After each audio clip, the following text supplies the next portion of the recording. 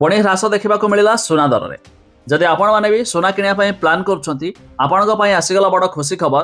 उभय 22 कैरेट और 24 कैरेट दाम में आज 10 ग्राम प्रति 1800 टंका ह्रास देखा मिली। तेरे नुआ दर केते रही जहाँ आपण मैंने जदि किणवे से किपारे। आसतु जाना संपूर्ण अपडेट ता पूर्व वीडियो को लाइक करूँ, सब्सक्राइब करनथिले एवं सब्सक्राइब कर पाखर घंटी चिन्ह को दबाई दिंतु। तेज आज आम ओडिशा दर अर्थात राजधानी भुवनेश्वर में सुना 10 ग्राम प्रति 1200 टंका ह्रास देखा मिली। तेज जहाँकि नुआ दर अर्थात शुद्ध सुना 24 कैरेट दाम में 10 ग्राम प्रति 72,250 टंका रही बेले 22 कैरेट दाम में 10 ग्राम प्रति 69,450 टंका देखा मिली। सेहीपरि एमसीएक्स दर अर्थात मुंबईर मल्टी कमोडिटी एक्सचेंज रे आज मध्य सुना 10 ग्राम प्रति 1800 टंका ह्रास देखा मिली।